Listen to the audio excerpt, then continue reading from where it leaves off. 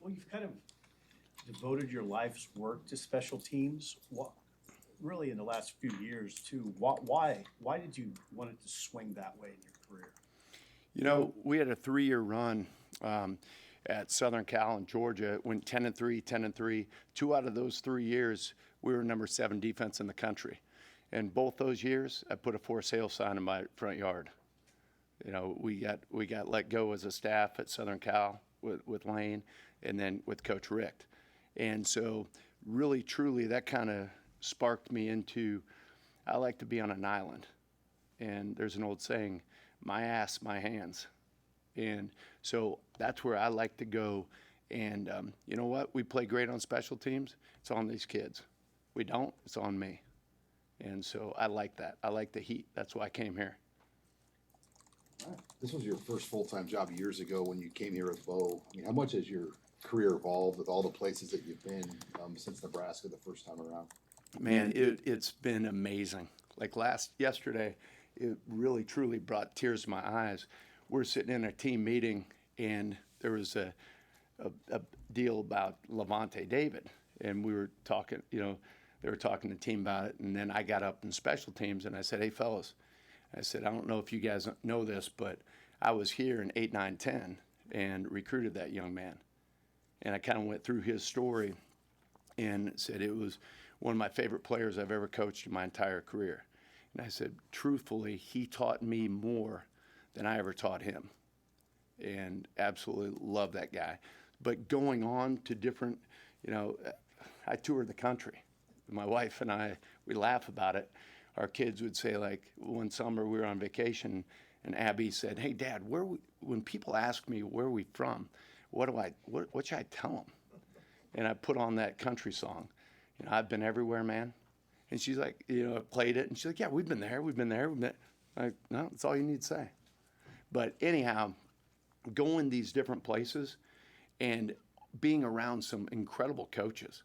I mean, from Ed Orgeron, Lane Kiffin, Mark Richt, you know, played for Bob Stoops, Bill Snyder, all these guys that, you know, and Bo, I mean, all these guys shape me. And all we are as coaches, we're teachers. And you can go to East Peabody U, or you can go to Harvard. And I'm, by the grace of God, I got an opportunity to go to Harvard in coaching, and with some unbelievable people that I've taken so much from. So I wouldn't change my path for anything. And it all kind of led me back here and to work with Coach Rhule, who truly, maybe I've been here only a few weeks, but this man may be the best leader I've ever been around. I mean, I sit there in his meetings and I'm taking notes left and right. He's incredible. I mean, the University of Nebraska, the people of Nebraska, I hope you understand how blessed you are to have such a tremendous, tremendous coach and a great leader. And he's one of the only guys that probably in the game, think about his path. Think about, started off coaching D-line. Then he went linebackers, special teams coordinator. Then he makes, you know, a logical progression. He's a defensive coordinator. Another logical progression, he's a quarterback's coach. Then he's offensive line coach for the Giants when they won the Super Bowl.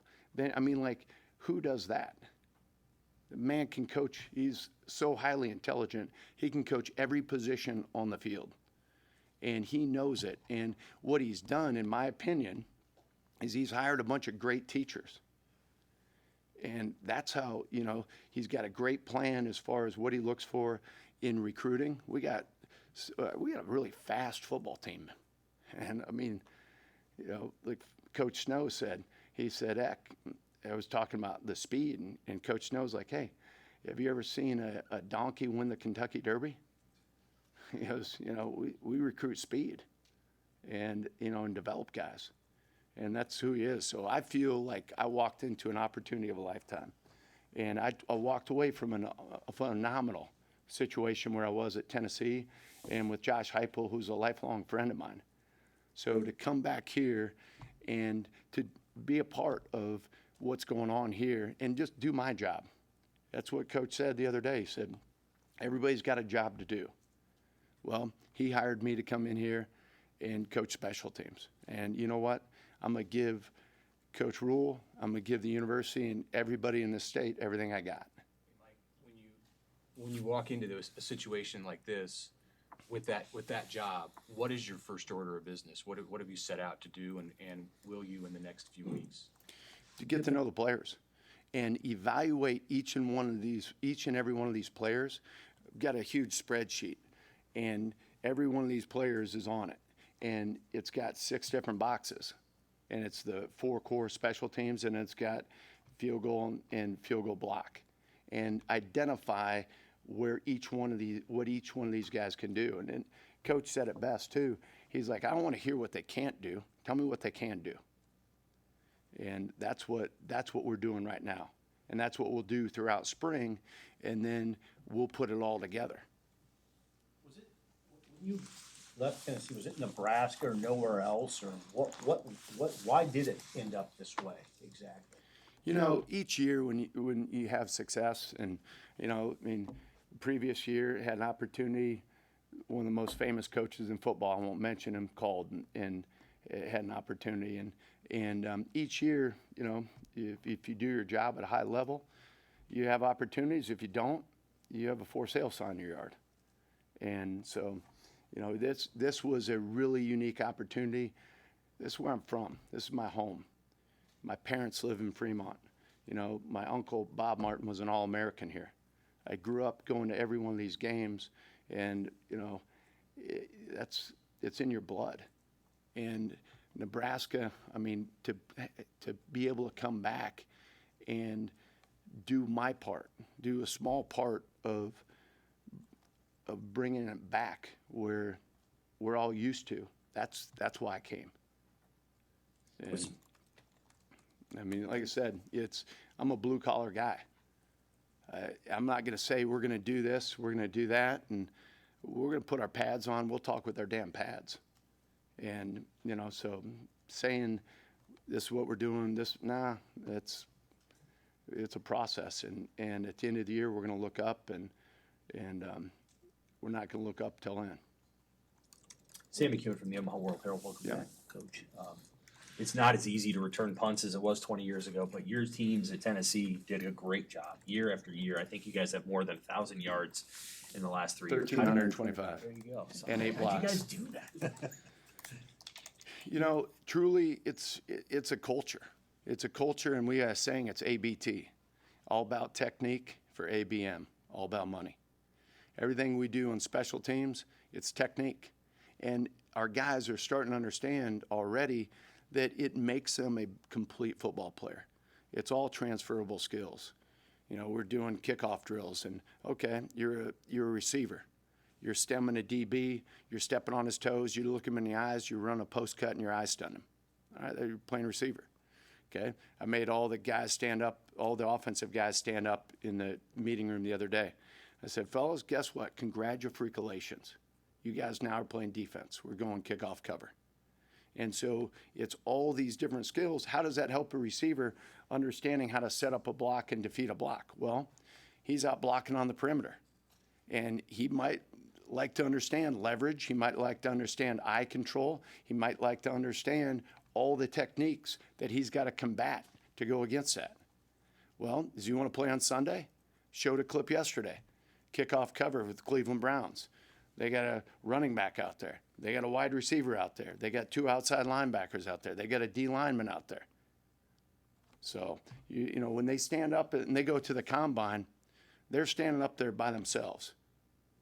And all the scouts, GMs, head coaches in the NFL are there. All they got is their technique. All they have is their knowledge and their training.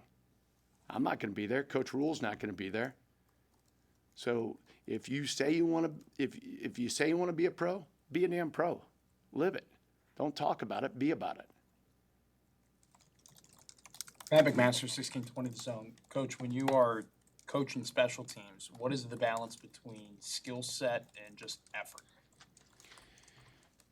In a perfect world, you got it all together, right? But truly, when you take the technique piece of it, right, which is that's everything. When you take that and you combine it with guys who run fast and who are super strong, well, now you got some great stuff. At the last place I was at, we didn't play any starters. We played all freshmen and we played walk-ons. That's what we played. And you know what? We did all right. And we were kicking it off to first-round draft picks. And you know what? Like I said, like here, coming in here, I couldn't be more excited. And it's finding that right balance. It's giving guys, developing guys, because that's part of it. You get young guys out there and you get them out in the game and you give them a role. And they go start out there, they start making plays. And guess what? Then when they go out on offense, they go out on defense, been there, done that. So you get a chance to see how guys respond when the lights are on. Some guys got deer in headlights, right? And you get to identify that. And some guys can work through it, some guys can't. If you're scared of the dark, it's probably not the spot for you. Hey, Mike, your place kicker situation, you got Hull returning, Yep. who made some big kicks last year, then a year ago, Alvano, who also made some big long kicks and had injuries. How do you evaluate that right now with those two guys from what you've seen? It's truly, it's a day-to-day, just they're putting it on film. You know, I mean, and I've got to get a feel for them, get a feel for their skill set. And like I told these guys from day one, said, fellas, right now I'm coming in new. You guys all have a clean slate, a new beginning. But I promise you this, the standard here is to be the best. And that's what the standard is. So we got to giddy up and go, or we're going to find people to bring in that are going to hit that standard. And that's just RLS, real life shize. What is your approach with kickers and punters? Do you? I know Matt has had Maher around here, or did last year. Are you hands-on with the specialists, or are you more let those guys do their thing? It's interesting because where I've been, I've always coached linebackers or outside linebackers and all the special teams. So I left a place where I had two jobs. I would go start every day with special teams meeting, break that meeting, go right into outside linebacker meeting, go right out on the practice field, coach the backers, coach the special teams, sprint off the practice field, go up to my office, watch special teams film, boom, wouldn't eat lunch, walk right into the defensive meeting, watch the defensive film, then stay there till midnight and do my other, so it's two jobs. So to answer your question, I wasn't there all the time with the kickers and punters and snappers because other responsibilities. So this is the first time that I've got an opportunity to do that, which is it's really interesting and I'm enjoying it. Hey, Coach, Steve Mark with Inside Nebraska right here. You said you talked about trying to get a feel for the players during workouts when you're watching them. Are there specific things you look for with guys that will maybe give you an idea of, I could potentially use this guy on special teams? Certainly. We've got every phase, it's broken down. Because again, we're just teachers, right? In every stage, it's a teaching progression, very logical, step by step. And you're teaching guys, and you're identifying their skill sets within each phase. And so without getting too far into the weeds, we've got a system that trains them, and while you're training them, the film, you go, okay, all right, he's probably going to excel at this, maybe not this. You know what I mean? You can identify their skill sets within that. Mike, you brought in, before you got here, they brought in a punter and Jack McAllister and a long snapper. What have been your initial thoughts and just where that part of the special teams operation can go with those guys? Yeah, Kevin, Jack, those guys have been working their tails off, doing a great job. And again, it's, been here for 2 weeks. And so we're just, seeing what they can do. And then as we go through spring ball, we'll make all those decisions but very happy with how they're working and excited they're here. What's your assessment on what you're walking into? I mean, special teams was an issue here. What did you see as you walked in? This is what I saw. I saw exactly what we've done for 4 years at the last place I was at. And so if anybody wants to comment on what we did at the last place I was at, it's fairly ignorant because you're not in the weeds. You don't know who we're playing. You don't know all the different dynamics. So for somebody on the outside, that's why I don't, no offense, but I don't read anything y'all write because you're not in the weeds. And I don't mean it out of disrespect at all. But like, you don't know everything that's going on, you know? And so for me to comment on what happened here would be ignorant. I wasn't here.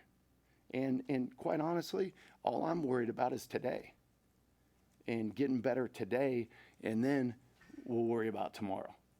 So I'm just super excited because I'm walked into a team full of speed, phenomenal strength programs, phenomenal strength coach, and probably the best leader of a head coach I've ever been around.